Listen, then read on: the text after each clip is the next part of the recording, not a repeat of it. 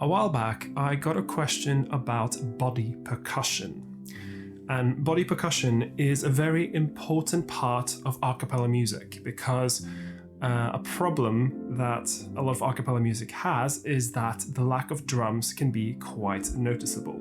There are some simple ways of doing body percussion, which we'll talk about in a minute, but I'll just start by saying that you have to be a little bit careful because when you introduce body percussion, you're effectively asking your singers to multitask. And multitasking is tricky and can lead to some problems, so you just have to be aware of that. Anyway, let's have a look at body percussion and how to effectively use it in your arrangements.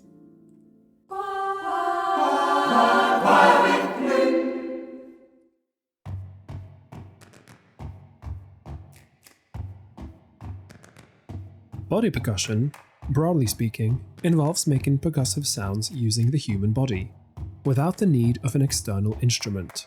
Someone who uses their mouth to create percussive sounds is called a beatboxer, and many a cappella groups have a dedicated person who does beatboxing during their performances. I'm not going to look too closely at beatboxing in this episode, as it's a whole topic on its own, but rather focus on other aspects of body percussion. There are a few types of music that rely extensively on body percussion.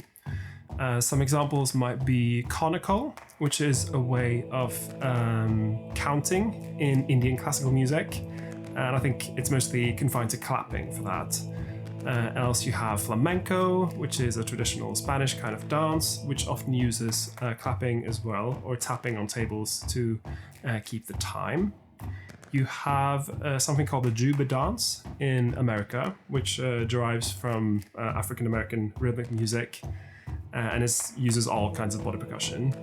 And a very obvious one is probably tap dance, as it's mostly confined to tapping rhythms on the ground. I should say I'm not an expert in any of these. I just looked these up very quickly on Wikipedia, so really don't ask me any questions about conical. I'm not going to be able to help you.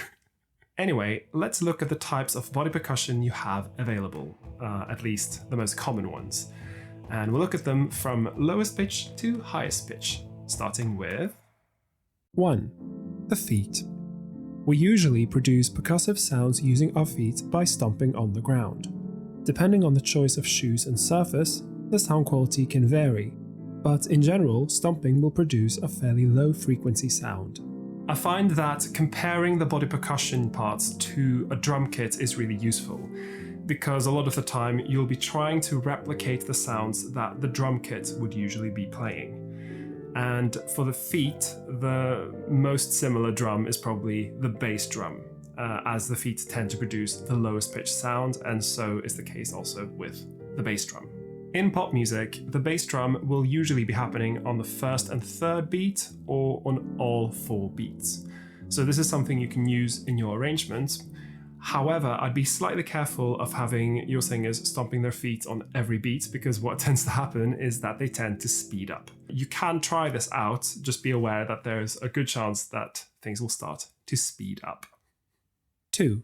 The thighs or tummy. You'll usually hit these with your hands, and depending on what shape the hand has, you can create lower and higher frequency sounds. They're roughly comparable to the tom-tom drums, which also come in higher and lower frequency varieties.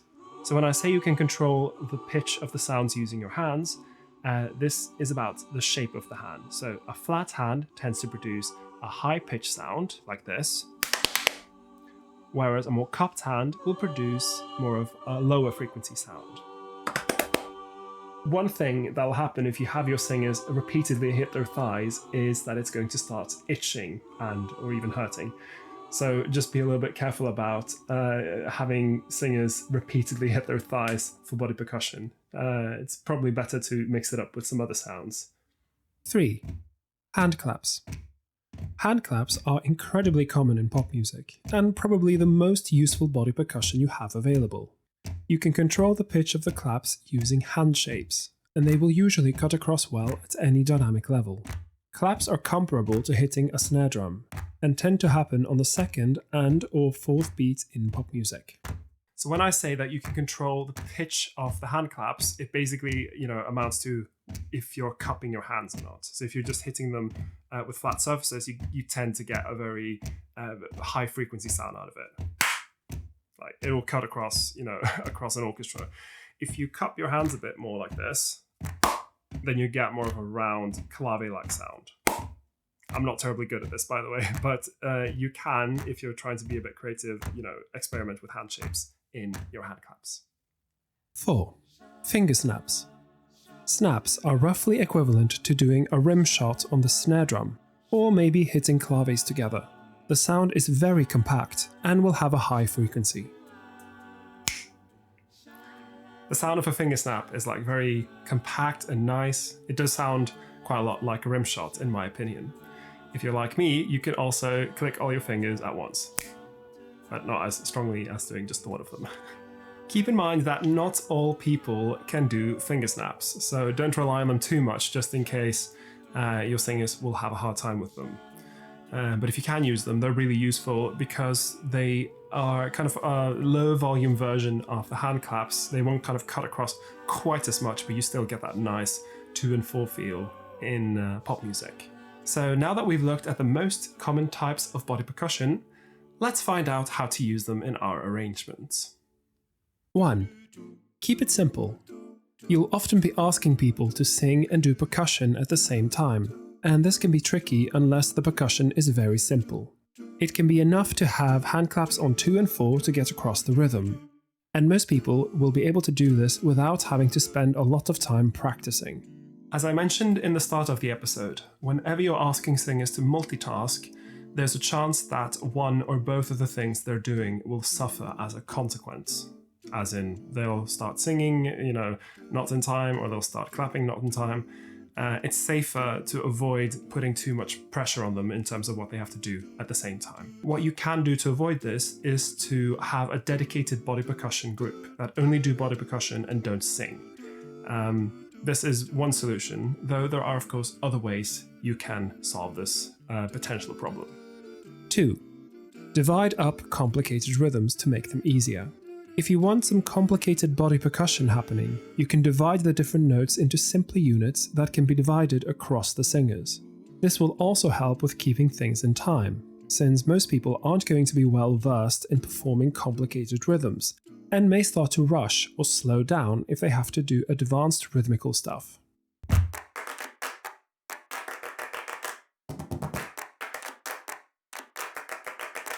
These are the body percussion parts I wrote for an arrangement of the song Land of All by Woodkid. As you can hear, the overall rhythm is very complex, but the individual parts aren't necessarily too difficult on their own.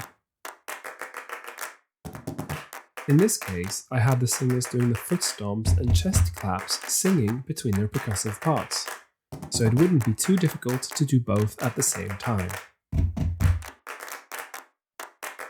You can check out the full performance by clicking on this video card.